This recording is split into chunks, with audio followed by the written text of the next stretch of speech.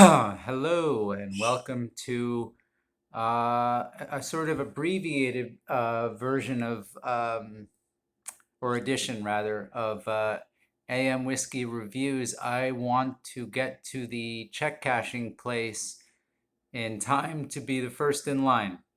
Because if you don't get there early, it is one hell of a motley crew that you are stuck behind. I'm going to start with, or excuse me, not only is the review abbreviated, it's shortened, but the bottle itself is shortened. Obviously, the check cashing is very pertinent to this review because it took me several days to scrape together enough to get this little bottle, airplane bottle of Mr. Boston Blackberry flavored brandy. Well, that says everything. I always thought Mr. Boston would be like Carl Yastrzemski or Ted Williams or Bobby Orr or oh God, I don't know. Who's the other guy from Boston? Who's the other? There's got to be some other guy from Boston. Whoever he is, he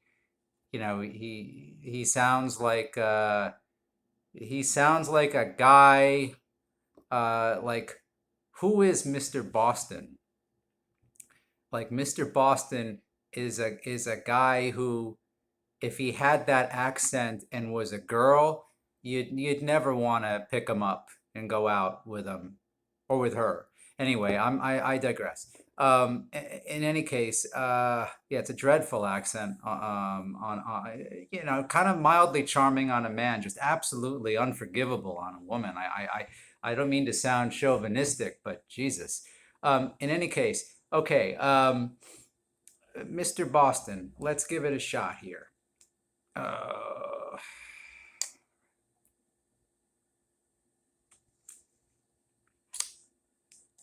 wow.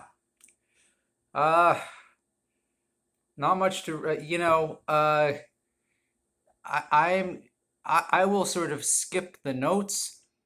I will, I think that, it's a pretty, it's one note. It's one note. It's John Cage. It's a John Cage composition. It's a one note whiskey. John Cage minus the art. In any case, this is a good bottle to have.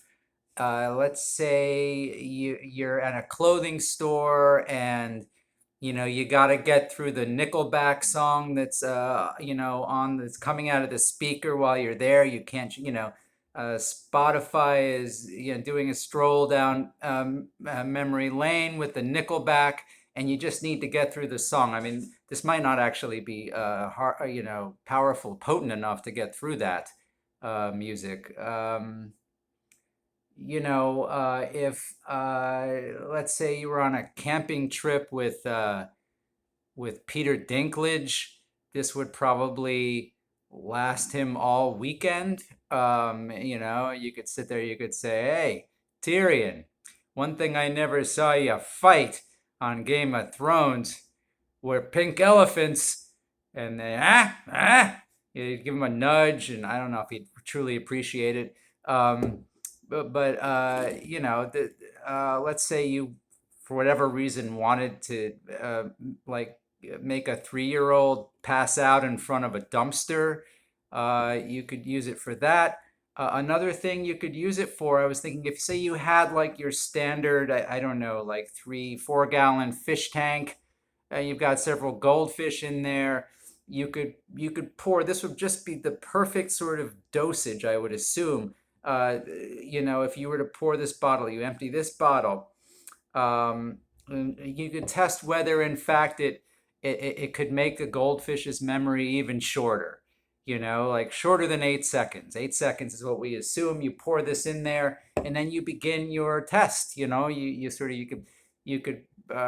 could pour it in. You could say hi, and then you could 4 seconds later you could press your face up against the glass and go, "Hey, remember me?" And then if the goldfish, if it nods, then If he doesn't nod, and just swims away, then there's your answer. Um, you could use it for that. What would I pair this with? I'd pair this with like a late night, last ditch text spree to all of the women in your phone. You've gone through all the contacts. You've gone from A to Z. And nobody's free because it's so late. And like now you're sort of, I don't know, like there's a name in there. You forgot the person existed, and you text them, and it's obvious what's going on. I mean, you might as well send them, like, if they made an emoji of a man with his head buried in a woman's ass, that would be what you would send. Like, and it would just be that, and then you put your address below it. It's really a distasteful thing. It's just like it's totally bad form, but you're contacting people you haven't spoken to in years. This would probably would pair very well with those moments. Um, just taking little sips as you scroll through the phone. You got all those dating apps open, but you're not going to be able to, corral anybody at this hour, unless you're just, obscenely lucky. And, it's just a lost cause. And everybody sees you, everybody, or let's say you're at the bar, and everybody sees what you're doing. You're too drunk to even hide your phone, you know so that's who I would consider. The other thing about this, this is in a way, this is to get away from the pairings. This is the perfect drink between traffic lights. It's just perfect size.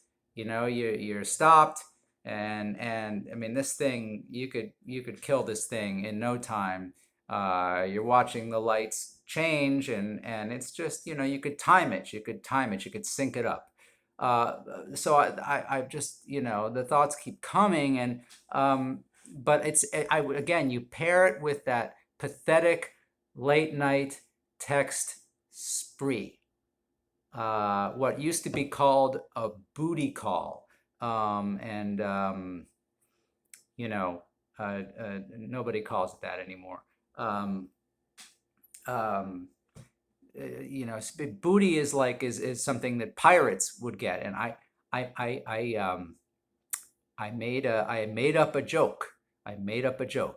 And what does the female pirate say when she wants to be digitally stimulated? She says, "Tickle me pink, tickle me pink." Um, that's that I figure, again, I'm excited about going to cash my check, and I had that joke. I had it cocked and ready, and I unleashed it. I loosed it upon the world. And I feel like it went as well as could be expected. Um, all right. So thank you again for joining me and Mr. Boston, my new best friend. And I will see you next time. Over and out.